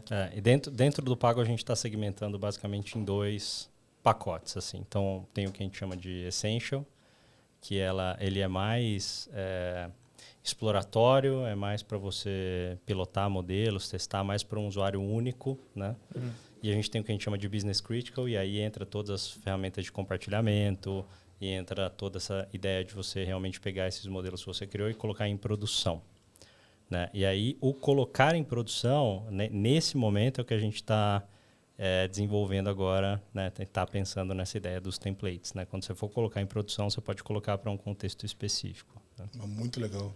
Eu tenho uma crença, até converso um pouco com esse tema dos templates, converso com a questão da IA generativa, né? Eu tenho uma crença de que a gente acaba alimentando isso, mas eu acho que isso é errado, né? Quando a gente fala do mercado enterprise, normalmente você fala, puta, no mercado enterprise não dá para ser PLG. Tem isso, né? Tem muita gente que acredita nisso. Eu penso o contrário. Eu penso que você, por mais que a tua operação seja high touch, Acho que é importante que você construa uma abordagem que seja PLG. Porque a abordagem PLG, ela força... Traz escala. Ela força... Ela traz escala, obviamente, mas ela força que você consiga construir algo que fique friendly, sabe? Total. Você vai vender por ali? Talvez não, assim. Mas você vai atrair mais, você vai se obrigar a trabalhar a educação, você vai se obrigar a criar algo que seja um tour guiado, alguma coisa assim. Você vai ter que ser obrigado a aplicar das milhares de possibilidades de solução para resolver um problema que é do cara navegar na tua solução de forma simples. Assim. Não tem muleta, né? Não vai ter o cara lá para ensinar, para empurrar o cliente. Então, eu gosto, isso, assim, E quer dizer que você vai tirar o time de PS? Não, é sobre isso. Mas é sobre reduzir o adoption, eventualmente. Você falou de 6 meses. De repente, reduzir o adoption, pode ser que reduza, pode ser...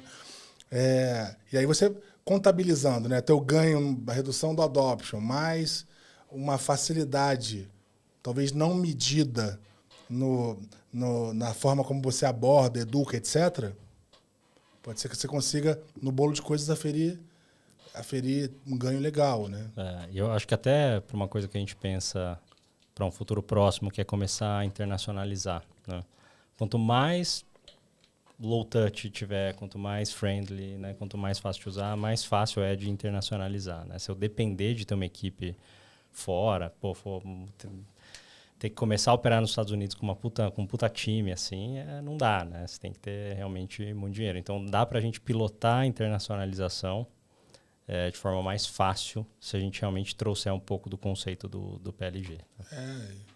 O que você está querendo trazer, então, o termo que a gente tem de mobile first, está querendo dizer que PLG first? PLG first. Cara, criando conceitos aqui, de um termo melhor. Já o Zé vai querer vender um curso disso, hein? Vai estar lá no YouTube, meu curso por 5 mil. Eu vim pilotando no helicóptero. Tô brincando. Tá brincando. Eu tive que consertar o motor antes do helicóptero antes de sair de casa, mas agora tá tudo certo, eu vim pilotando ele direitinho. Pousou aqui em cima. Eu queria, aproveitando aqui, também dar um pouco uma guinada e puxando esse gancho de que vocês estão pretensão no futuro de internacionalizar. Cara, qual que...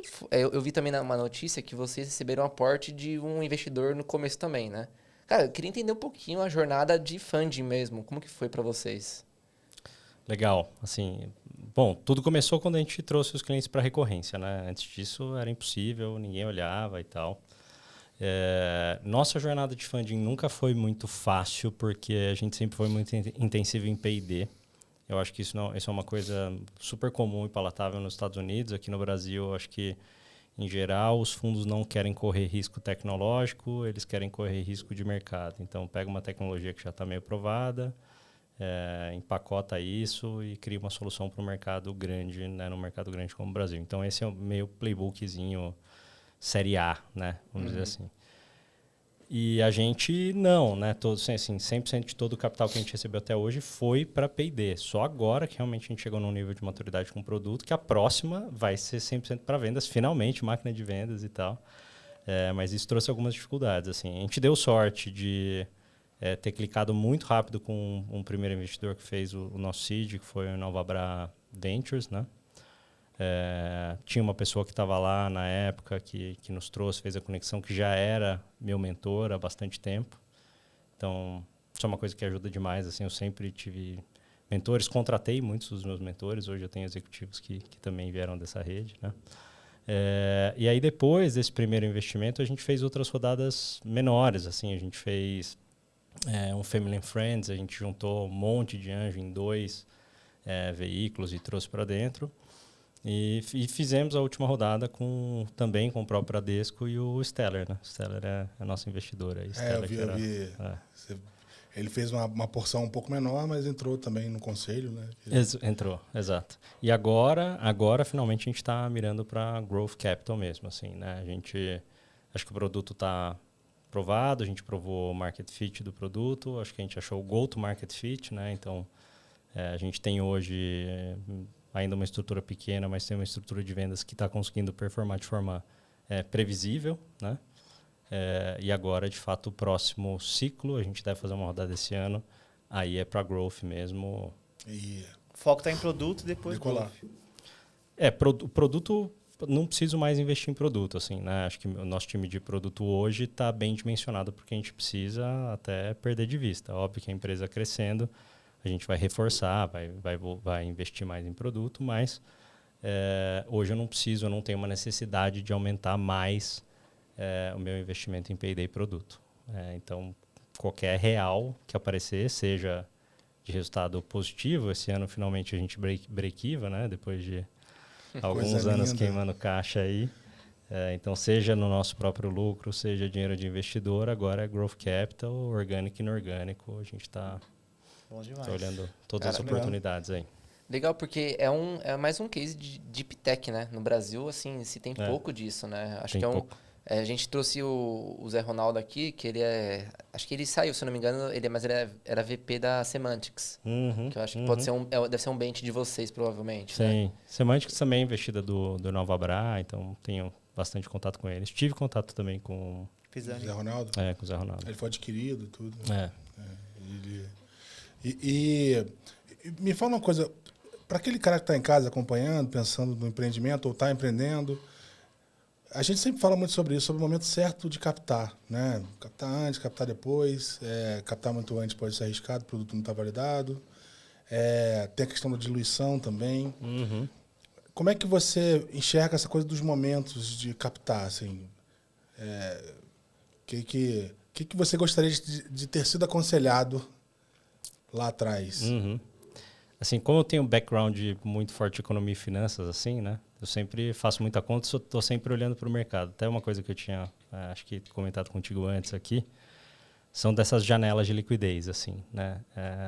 Acho que uma coisa muito importante, uma lição muito importante é você casar os seus tempos e movimentos com os tempos e movimentos do mercado. E aí, quando eu estou falando principalmente abundância ou escassez de recurso, e é o que a gente chama de janela de liquidez, né? Então, essas janelas sempre acontecem. Quando elas acontecem, tem muito dinheiro sobrando, né? Oferta e demanda, preço sobe, né, das empresas, então você tem a oportunidade de fazer captação em boas condições, né? Então, acho que é muito importante você saber quando captar e quando tentar segurar. Agora, ainda não é muito um bom momento, né? Mas a gente teve uma janela muito, muito boa há pouco tempo atrás. E aí, acho que uma coisa super importante tomar muito cuidado. Eu não passei por isso, mas eu vi muitos casos perto, assim, com overfunding, né? Então, quando a janela está aberta e tem muito oferta de capital, tem muita gente que cresce o olho, faz rodadas maiores do que eles conseguem gastar, deployar, né? E aí depois você tem um problema que é um problema enorme para as empresas, que é ficar com muito caixa e o mercado dá uma azedada. Então, assim, você está com caixa na mão, não tem o que fazer, o mercado azeda, cara, isso pode causar uma série de problemas, assim. Então, olhar muito para o mercado, acho que isso é muito importante.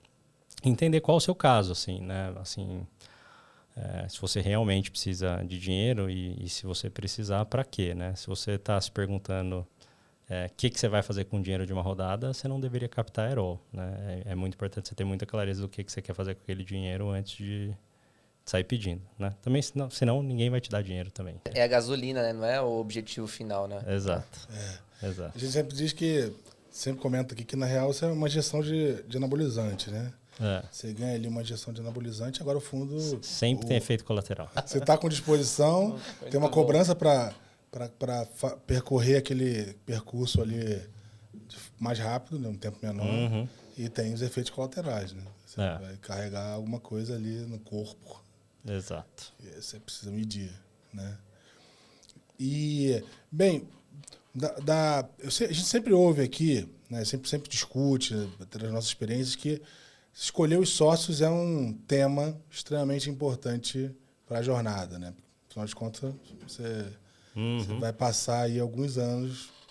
Como é que foi esse processo para você? Vocês estavam juntos há muito tempo, né? Para mim foi fácil, né? Assim, dos meus sócios, então, 3 caras, eu trabalhava junto há praticamente 10 anos. Então, a gente já conhecia muito a dinâmica de trabalho um do outro ali. E um quarto sócio é meu amigo de infância. Também é um cara que eu conheço bem. Que traz outras complexidades. É super importante separar, né? Ali o pessoal do profissional, mas ali foi tranquilo. Mas eu concordo, assim, tem que escolher com muito cuidado, porque muitas empresas morrem cedo por conta de briga de sócios. Assim. Bons sócios para não ter que contratar bons advogados. Né?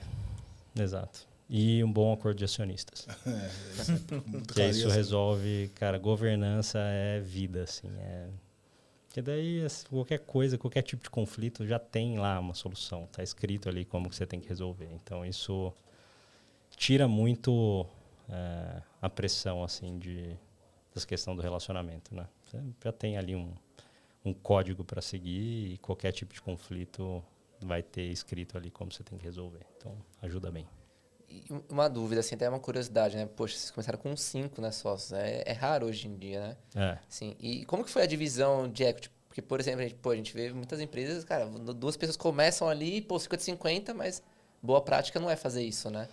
Como que foi? Ele foi, sei lá, 20 para cada e vocês seguiram o jogo ou vocês fizeram um alinhamento? Já fizeram uma reserva e tudo. Não, assim, reserva entrou só depois que entrou o investidor, a gente montou um option pool ali, né? Mas no começo foi uma coisa mais flat, mas não tanto, assim, tentando respeitar um pouco também, acho que menos custo de oportunidade, que isso estava mais refletido no salário e menos no equity, e mais quanto cada um poderia agregar realmente naquele começo, assim, né? E aí o que pesou mais no começo era relacionamento, né? Porque pra você começar a viver, você tem que ter os primeiros clientes. Então isso gerou alguma diferenciação, mas pouca, assim, bem... Quem trouxe mais coisas, assim. Enfim, quem ajudou a viabilizar os primeiros passos, né? Exato. Isso, assim, sempre foi tranquilo, assim. Então, a gente já fez um outro ajuste no meio do caminho. Mas a gente começou bem, eu acho. Assim. Eu acho que é legal, porque vocês já têm um histórico de longa data, então já sabiam o potencial de cada um, né? Já tinham bem mais claro ali, né? Do que uns sócios novos ali que não se conhecem tanto. E assim, acho que o potencial nem foi onde pegou tanto, assim, né? Potencial, acho que todo mundo tem muito para entregar no longo prazo, mas eu acho que o que pesou mais era o curto prazo, o start, né? Ou seja, viabilizar que o negócio começasse a rodar. E de fato foi algo que a gente pesou na hora de definir a distribuição de equity no começo. Assim. Bacana. E vocês começaram ali os 5 sócios, você falou que no início, obviamente, é muito envolvimento individual ali, de todo mundo pessoal, né? Botar a mão, hands-on ali. Mas o time foi crescendo e hoje o time tem quantas pessoas? 110, 120. Sei lá, bastante. Então, lá dos 5 sócios, né, que começaram ali fundar um negócio, hoje para uma empresa de 107 pessoas, é natural que o tamanho da cadeira ele cresça mais rápido do que as bundas, né? Total. Como é que foi lidar com isso? Cara, a gente fez algumas reestruturações, assim, então hoje, ano passado a gente trouxe um time de executivos de mercado e caras que passaram pelos desafios que a gente vai passar daqui para frente. E a gente repactuou algumas coisas, né? Então, eu tinha um sócio que estava na cadeira financeira, mas também não era uma pessoa que tinha muito traquejo com isso. A gente trouxe uma executiva, esse sócio voltou para o front de negócio, de fato, agora, né? Tem alguns outros sócios que estão mais em cadeiras mais técnicas, mas hoje a gente montou um time de executivos mesmo, bem profissional, e trouxe pessoal de mercado que sabe o caminho, assim, né? Pronto para a escala. Exato. Legal. Cara, aproveitando essa questão da escala, falando sobre o produto especificamente, basicamente, na linha do tempo, vocês construíram uma plataforma, um produto que se extraiu muito do que vocês faziam de maneira manual ali.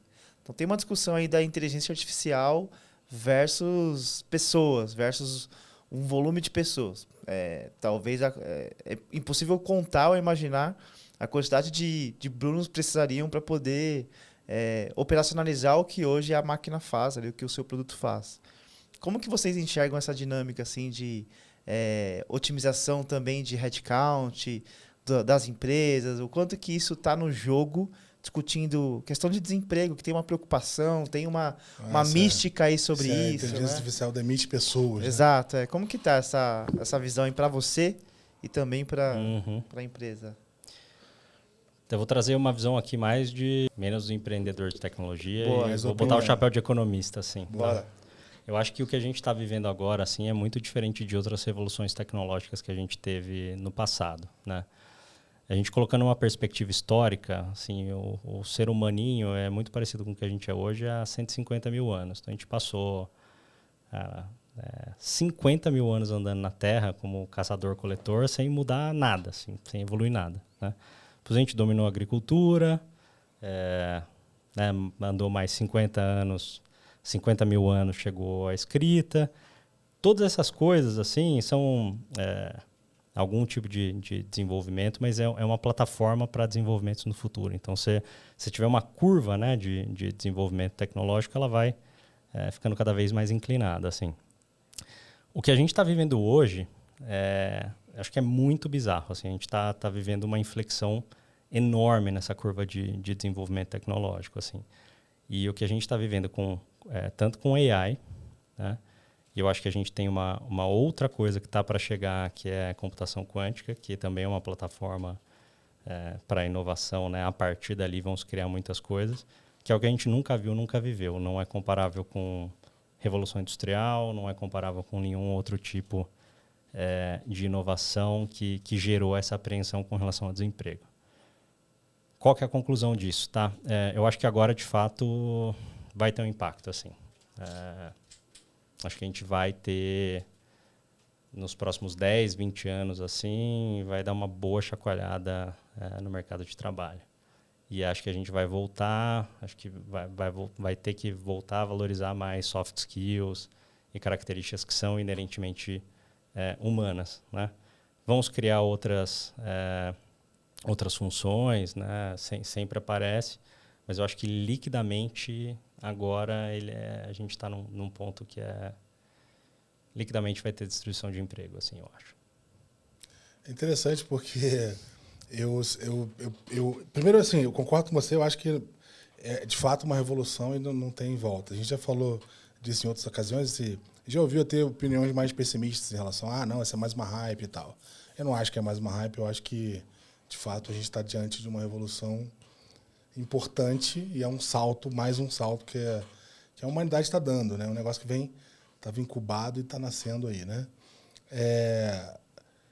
Mas assim, eu sempre pensei muito no copo meio cheio, né? Olhando para a ressignificação das atuações, né? Perfeito, total. E aí, assim, porque eu sempre tenho uma certa resistência a pensar, puta, não ter desemprego por causa dessa tecnologia e tal. É um negócio duro de pensar, né? Que a gente vai ter destruição de emprego, né? E você acha que... Porque assim, eu vejo isso muito para as atividades repetitivas, né? Atividades que são mais... manuais, né? Puramente manuais, etc. humano. Apesar de... Porra, Cara, você viu agora os caras aplicando para fazer os videozinhos? quadro, Não, Sora, cara, né? exato. fazer Bizarro, animação. cara. Você vai entrar em trabalho criativo, assim. O que eu acho o mercado de trabalho ele vai ter que ser reinventado. Então, eventualmente vai ser... ou vai ter um pouco de desemprego a mais, ou eventualmente a gente vai reduzir, não vai mais trabalhar 5 dias por semana, vai trabalhar 4, vai trabalhar 3. A coisa vai mudar, assim. Eu acho que vai mudar como a gente nunca viu na história da humanidade, assim. E vamos ver o que vai sair do outro lado. É muito difícil, assim, o exercício a gente tentar pensar o que vai acontecer é realmente muito difícil, mas acho que as implicações agora realmente elas vão ser grandes. É porque historicamente nos últimos anos muita coisa se deixou de existir em relação ao emprego, mas muita coisa surgiu na mesma proporção até mais, né? Mas agora vem um choque grande aí. E você tem uma questão assim que é uma coisa até meio filosófica assim, né? Revolução Industrial. Então, a máquina está tomando o lugar do ser humano, mas o ser humano tem que ir lá e construir a máquina. Mas agora, assim, a máquina vai ser capaz de construir a própria versão dela própria, sabe? Então, vira uma coisa... Meio bizarro de se pensar. Exato. Mas, assim, tem muita coisa boa para o mundo, né? Muita coisa boa. Sim. Então, acho que, assim... Pesquisa de medicamento. Medicina vai ser revolucionada, assim, né? Mas eu acho que a gente vai ter que discutir coisas como renda básica universal, vai ter que voltar com uma discussão desse tipo, vai mudar a dinâmica de trabalho, sabe? Eu acho que no fim das contas, todo mundo vai ter condição de trabalhar menos e ter uma boa vida, desde que a gente tenha mecanismos redistributivos ou reestruture mesmo o mercado de trabalho, assim, né? De certa forma, já é uma necessidade bem atualizada, bem atual. Total. Né? Não chega a ser algo de futuro, né? É que a gente ainda não aceita isso, porque como talvez... A coisa é escalada, não vou dizer que não é escalada, obviamente é escalada. A gente tem uma situação da má distribuição de renda, etc. Isso é um problemaço. Mas hoje ainda existe uma aceitação muito baixa de que a gente precisa, de fato, se engajar em resolver isso como Estado, como sociedade, né? Isso é um negócio que... É uma discussão um pouco mais filosófica, mas, de fato, Assim, a capacidade de adaptação do ser humano é bizarra, né? Mas eu acho que a adaptação, ela vem depois de uma fricção, né? Você gera fricção, essa fricção gera uma reação, e aí as coisas mudam, assim. Mas tem um tempo, né? E tem esse tempo que vai ser fricção, a gente vai cometer excessos, a gente vai ver, né, o lado ruim de todas essas tecnologias, mas a gente vai se adaptar e acho que a gente sai do outro lado. Mas tem uma turbulência de curto prazo, sem dúvida, né? Com certeza. Eu queria aproveitar esse papo futuristas aqui e provocar até a sua percepção da visão de longo prazo da sua empresa, né, da For Intelligence. Uhum. Como que você enxerga com toda essa tecnologia, essa IA, generativa IA? Você falou, poxa, o próprio robô vai estar produzindo as suas próximas versões. Como que você vislumbra como que a For Intelligence vai se posicionar e como que ela vai gerar valor? Legal. De novo, é o que eu falei, assim, isso poderia ser uma ameaça muito grande para a gente, ou oportunidade. Eu vejo mais como oportunidade do que como ameaça, porque eu estou trazendo isso para interagir assim, com uma coisa que é muito complexa, não é tão simples, que traz um tipo de alguma proteção para a gente, que é tudo que a gente montou do ponto de vista de AI preditiva, e tem uma questão também de dados, né? Assim, o ChatGPT nunca vai conseguir responder uma pergunta em cima de um dado que ele não tem acesso, assim, né? Então a gente tem, de novo, trabalha muito próximo das empresas, muito próximo do processo decisório, com dados super proprietários. A gente tem toda uma infraestrutura para trabalhar com isso, e a gente quer usar o ChatGPT e a AI generativa como plataforma para esse negócio evoluir, assim, né? Então, na linha da pergunta do Renan, quando a gente olha para os estágios de analytics que você tem lá, o dado ali que você faz análise pura, análise manual, depois você tem insights ali sobre aqueles dados, você vem para predição, que é muito que vocês trabalham, e o próximo estágio é discutir prescrição, cara. Não, ali, perfeito, é ótimo. O caminho, é aquilo que vai acontecer, toque o remédio. Exato. Vocês veem e levar para esse lado. Total, com certeza. Com certeza. Legal. Isso se conecta muito. Eu fui semana passada numa palestra do pessoal lá da NVIDIA, né? E eles falam justamente isso, né? Pô, tem os modelos abertos, que é o ChatGPT, por exemplo, cara, que é para caso de uso mais simples e básico. Pô, quero aqui conhecimentos abertos, né? Pô, quero saber aqui como que faz um projeto de tal coisa. Nada preditivo, a informação estava lá, né? Exato, aberto. Mas, pô, quando você quer já agregar mais valor dentro das corporações, você precisa ter um modelo fechado e que se conecte com o que você tem dentro de casa, né? Perfeito. Em última instância, uma questão de contexto, né? Exato. Então, esse é o caminho mesmo que a gente tá seguindo, assim. Mas é algo que eu consigo enxergar 10 anos para frente, né? Para mais de 10 anos, aí, assim... eu acho é nebuloso, né? Porque, olhando até para a perspectiva de computação quântica, o céu é o limite, né? Porque o céu é o limite. A gente está falando de uma capacidade de processamento gigantesca, possibilidades infinitas aí. Então, assim, esperar uma outra... Para que lado vai ser essa revolução, né? Isso sem dúvida, né? A computação quântica é um salto discreto mesmo, assim, na nossa capacidade de processamento, é um salto muito grande, assim, né? Você imagina que a gente vai chegar num mundo em que tudo é instantâneo, né? Hoje, eu pego lá para modelar 10 mil SKUs, isso vai passar umas 2, 3 horas processando, aí vai ser tudo iteração muito rápida, né? E muito dado real time, assim. A complexidade das respostas né, que esses sistemas vão ser capazes de dar no futuro, né, esses sistemas de IA rodando em computação quântica, é algo que é inimaginável. E aí tem algumas outras limitações, né? Ou seja, também não adianta você querer matar a formiga com bala de canhão, né? Ou seja, eu não vou usar computador quântico para processar os algoritmos que eu tenho hoje.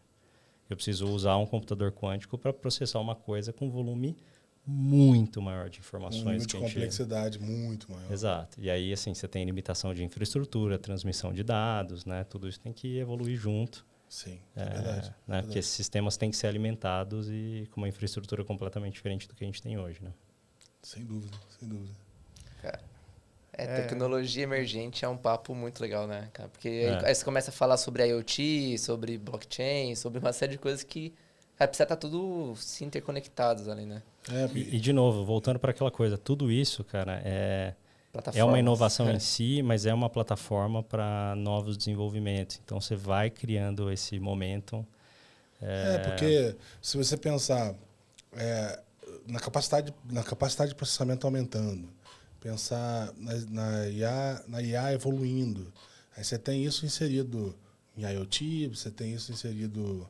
Né, você tem blockchain funcionando de uma escala absurda, você tem assim, uma exponencial de coisas interconectadas e a gente ali tentando receber essa informação, que é outra coisa que a gente não sabe medir, né? O quanto que a gente vai conseguir se adaptar a essa... E aí você tem toda a questão das interfaces cérebro-máquina, que é outra linha de desenvolvimento. E que não dá pra gente saber o que vai sair disso, assim, né? O que é o humano daqui a 100 anos e qual que vai ser realmente o nível de fusão, né, que a gente vai ter do humano com a máquina, assim.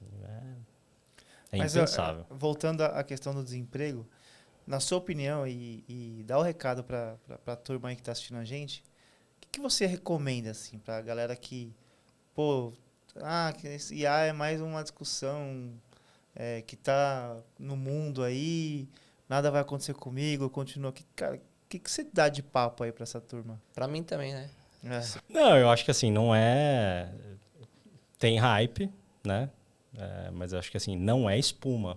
Tá mais longe disso, assim. Eu acho que é uma tecnologia que vai transformar a vida de todo mundo e muito rápido, assim. O que o cara tem que fazer? Vai se atualizar? Vai fuçar? O que você recomenda aí? Cara, tem que começar a usar, interagir com esse negócio, né? Entender, assim. O que eu acho que eu tenho dúvida se vale a pena hoje é você querer... Se você quer ter um trabalho de hard skill nessa área, assim, eu vou me meter nesse tipo de modelo, eu quero trabalhar com isso, assim. A barra tá muito alta, né? É muito, muito alta. Então, se é isso que você quer, vai estudar no ITA lá, vai, comer grama... Fazer mentoria com o Harry, conhece o Harry? Lenda. E aí, eventualmente, você vai conseguir, assim. Mas eu acho que hoje é muito mais um jogo de você saber como usar o que já tem pronto do que, assim, se meter a desenvolver isso, assim, né? Tá antenado aí. Tá antenado. Exato. De alguma forma. Legal, cara, legal. Bom, tentando voltar um pouco aqui para a questão eu queria encerrar a jornada empreendedora, né? Falar um pouquinho Tem 2 temas aqui que eu queria passar. Cara, você falou do crescimento do time, etc. Hoje você está com um time aí de cento e tantas pessoas, etc. Cara, hoje obviamente, você passou por essa fase de crescimento entendendo quais são as pessoas que são importantes para você. Você falou da substituição dos executivos, etc. De alguns executivos, né? Ou de um rotation, direcionamento, né? Um rotation de posicionamento ali dos caras. Então, hoje você provavelmente já tem um desenho mental de quem é o teu perfil, o perfil 4E, assim. Cara que você espera para ser ou ocupar uma das posições de destaque na tua empresa, né? O que é esse cara? Para aquele cara que tá lá em casa tentando pensar, como que eu faria para trabalhar na 4E e ser uma figura ali de board, né? Não exatamente auxiliar, mas um cara de destaque. O que é esse cara que ele precisa ter de ferramental, de capacidade? Assim, depende muito da área que a pessoa vai trabalhar, né? Então, se a gente estiver falando ali área de produto, assim, A gente valoriza muito criatividade. A gente tem uma barra do ponto de vista de conhecimento técnico muito alta, como é uma Deep Tech. A gente também valoriza muito formação. A gente tem muita gente com mestrado, doutorado. Então, isso muito para a área de produto. Quando a gente está falando de CS, cara, é linha de frente. Então, é soft skill pra caramba, é jogo de cintura, é capacidade de entrar numa sala com 5 diretores de uma multinacional, num ambiente completamente caótico e conseguir sair do outro lado, né? Então, acho que essas são algumas características que são importantes, né? E para o time executivo, aí é muito complementando os meus skills, assim, né? Então, acho que hoje eu cheguei num ponto que eu tenho muita clareza dos meus pontos fortes e pontos fracos, das minhas limitações, e eu trouxe um time de executivos que consegue complementar bem e cobrir onde eu não performo tão bem. Legal. É legal, pegando um gancho até que você está falando de entender as limitações, acho que isso é algo que é um passo além, né? Eu costumo dizer isso, eu tenho algumas capacidades e várias deficiências, né? Então é importante que eu encontrar pessoas que me ajudem a suprir isso, né? Então, pegando o gancho das deficiências, olhando para a tua trajetória, né? Imagino que você tomou um monte de decisões acertadas, erradas, etc. E aí, tentando aterrissar um pouco da jornada ali, o que foi a tua... Se é que existe, né? Se não existir, tenta achar uma média aí, né? A tua decisão mais miserável, assim, o que você acha que foi meu erro miserável? Não faria isso, não façam isso, não façam em casa. Tá. Eu vou tentar trazer justamente para a reflexão que eu tenho de onde são os meus pontos fortes e os pontos fracos. E os pontos fracos eu entendi muito por decisões erradas que eu tomei, assim, né? Eu acho que os meus pontos fortes, que me acreditam muito mais como empreendedor do que como executivo, visão, culhão e resiliência. Então, assim, visão para você enxergar as oportunidades, culhão para você atuar em cima delas, e resiliência para você viver com as consequências dessas atitudes que você tomou. E tem uma coisa, meus pontos fracos, curiosamente, eles são outras faces das mesmas moedas, né? Então, visão. A outra face é falta de foco, né? Que eu acho que é uma coisa... Muitos empreendedores sofrem com isso, então você vê oportunidade demais, né? É verdade. Esse lance de tomar o risco, né? O culhão, assim, de atuar em cima das oportunidades. Eu acho que tem um outro lado, que é você não usar essa mesma régua para outras pessoas e, de certa forma, ser complacente. Então, teve erros que eu tomei também de demorar muito para atuar em cima de algum problema que eu estava vendo, ou demorar para trocar uma pessoa, que é algo que eu acho que eu melhorei muito, assim, mas eu sempre tive critérios diferentes para me avaliar e avaliar as outras pessoas, né? E resiliência tem uma coisa que é parecida, mas é um pouco diferente, que é disciplina. Disciplina e resiliência não são sinônimos, né? São coisas diferentes. Resiliência é muito mais quase que um estado mental de você conseguir tomar porrada e outro dia você tá firme e forte lá. E a disciplina, que é aquela questão de você, cara, seguir um processo, você sabe que você tem que fazer aquilo, repetir aquilo por sei lá quanto tempo, né, direto, assim. Então, essas características, assim, foram ao longo da minha jornada, eu pequei nessas 3 pontas, né? Falta de foco, abraçar mais oportunidades que, de fato, eu conseguia entregar. Isso é uma boa, complacência e demorar para tomar uma atitude ou trocar uma pessoa que eu deveria ter trocado. E qual que é a última que eu falei aqui? Disciplina. Eu sou um cara muito resiliente, mas eu não sou a pessoa mais disciplinada. Isso é legal, é uma visão bem, assim, é maduro você falar que você não tem disciplina, né? Porque assim, é difícil, né? Assim, eu posso... difícil, não é que não tem, é que não é nossa, né? Cara, exato. Cara, eu em situações específicas eu posso ser a pessoa mais disciplinada do mundo, só não é da minha natureza. E o que eu estou falando aqui não é também que é uma tragédia, né? Também, senão a empresa não tinha chegado aqui. Então, eu já tive que ser, ao mesmo tempo, o empreendedor e o executivo, e ainda sou. Mas hoje, bom, você conhece muito bem um cara que hoje tá muito próximo lá, trabalhou muito tempo contigo, que tem as 3 características que eu falei que eu não tenho. Né? O Candian é esse mesmo. Exato.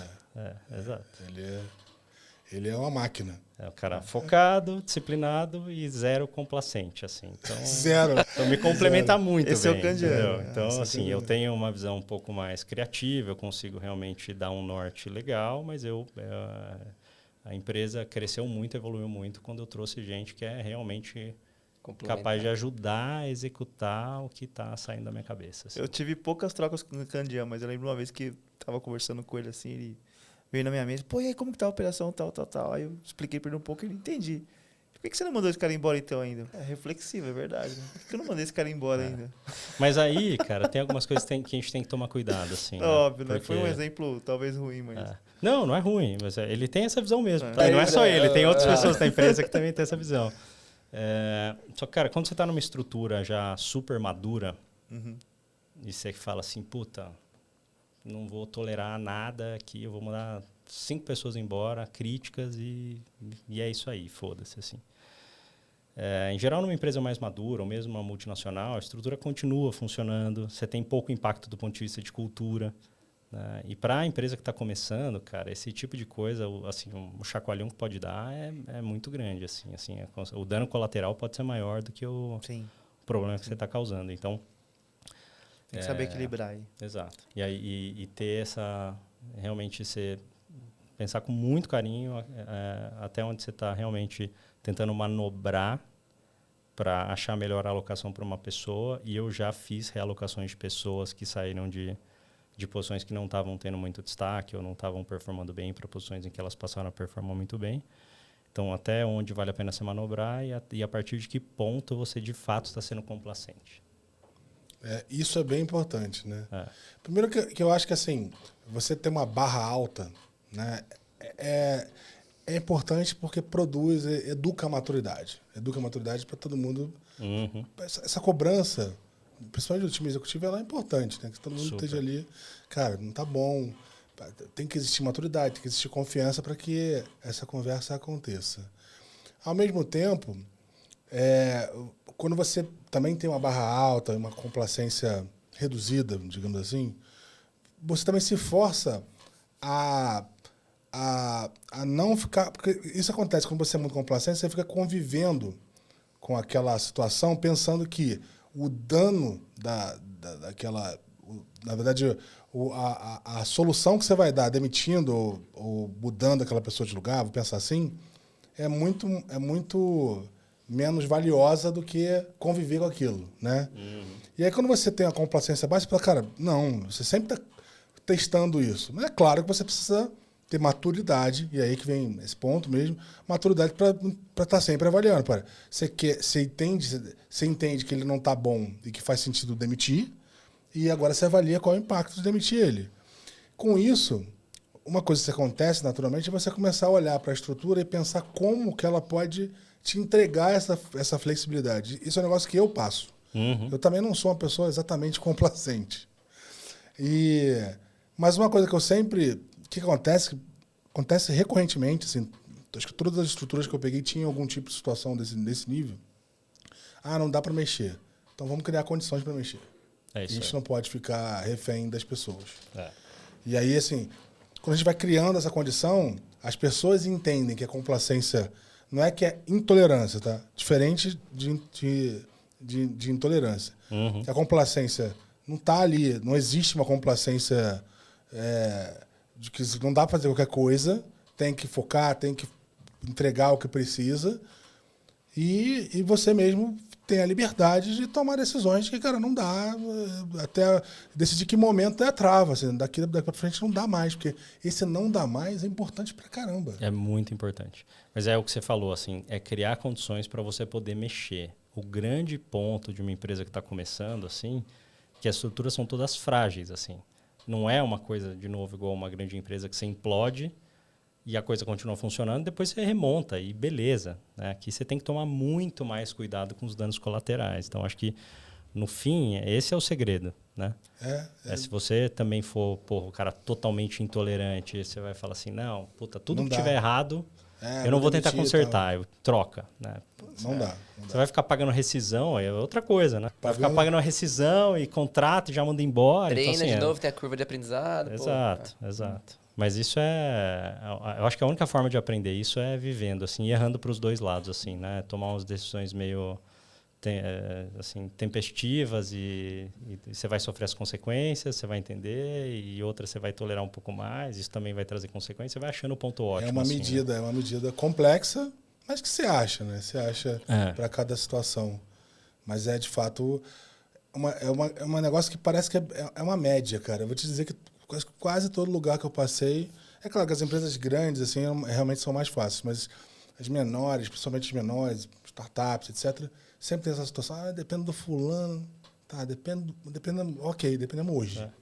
Vamos criar a condição para não depender amanhã. Mas, cara, isso é uma coisa que a gente tem trabalhado com muito cuidado, assim, é não depender de ninguém na empresa, assim. Ninguém. E é uma coisa que a gente evoluiu bastante. Acho que hoje... Legal. Isso em grande empresa é o inverso, né? Tem cacique pra tudo, né? Verdade. Bom, gente, não parece, mas estamos aqui próximo de 2 horas aqui. A gente tá... Olha, o papo tá maravilhoso. Mas, cara, puta, eu aprendi pra caramba hoje. Pô, puta episódio leve, cara. Porra, bom foi de muito trocar foda, ideia aqui. muito Legal, demais. bom demais. Pô, vamos startar aqui a rodada de comentários finais. Vai lá, Renanzinho, começa com o Renanzinho. começa aí você hoje. Fala aí, confronta as tuas expectativas com a realidade. Cara, mais um episódio aqui. Só agradecer por topar vir aqui, compartilhar tanto prazerzão, conhecimento. Assim, porra, mais uma aula, como a gente sempre fala aqui, assim, e esse posso, com certeza, mesmo mais um MBA aqui.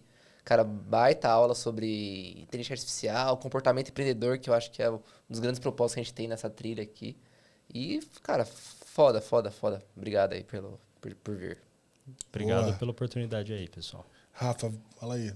Pô, Zé, pra mim, eu sou suspeito, assim, são temas que eu adoro discutir, falar sobre novas tecnologias, sobre inovação, sobre como você traz uma disrupção para o mercado, porque no final é sobre isso, como que você olha para uma jornada que ela é mega complexa e mega tradicional, e você traz ali mecanismos, insumos para quebrar paradigmas. Então, tem uma série de desafios nessa discussão, que é a forma como você aborda um cara que está lá há 40 anos na empresa e tem uma visão míope sobre como o mundo se atualizou, a forma como você constrói um produto e lida com o seu dia a dia. Então, foi tudo do que a gente discutiu aqui hoje que para mim faz muito sentido. Então, estou muito, muito feliz mesmo pelo episódio de hoje, cara. Muito Bom obrigado. demais. Valeu. Brunão, muito obrigado pela presença. Obrigado mesmo. Realmente foi uma aula. Não vou aqui chovendo molhado. Foi uma aula. Estou aqui, minha cabeça fervilhando, cheia de coisa nova, cheia de insights interessantes. Obrigadão mesmo pela tua presença aqui. Cara, dá aquele recadinho pro cara que está assistindo a gente. Por que você dá aquele conselho, né? Se você... 2016, né? Em 2016, qual é o conselho que você gostaria de ter ouvido antes de ingressar nessa jornada? E depois conta aí para as pessoas como eles se encontram nas redes sociais. Boa. Bom, conselho, se é de fato alguém que está querendo empreender, pensa se vocês aguentam, tá? Porque a jornada é difícil. Não entre desavisado, porque entrar desavisado é complicado, assim. Mas se tiver com realmente esse mood de criar e a resiliência, aí é bom demais. Acho que isso é uma baita gasolina e move a gente mais do que dinheiro, mais do que qualquer coisa, tá? Redes sociais, eu, curiosamente, sou um cara meio out de redes sociais, mas no LinkedIn tô lá, Bruno Rezende, For Intelligence, CEO For Intelligence, vocês vão me achar no LinkedIn, é a única rede social que eu tenho. Boa. Bom demais. Obrigadão, cara, obrigadão. Você que tá... A gente conversou hoje com o Bruno Rezende, CEO e fundador da For Intelligence. Você que gosta do nosso conteúdo, clica no sininho, segue a gente aqui no YouTube, vai lá no Instagram, @Produto Piloto, segue a gente. Vai no LinkedIn, Produto Piloto, segue a gente lá também, comenta o nosso conteúdo, diz o que a gente está fazendo de bom e de ruim. É importante, a gente quer ouvir vocês. Obrigado. Boa noite. Uhul! Valeu, boa noite.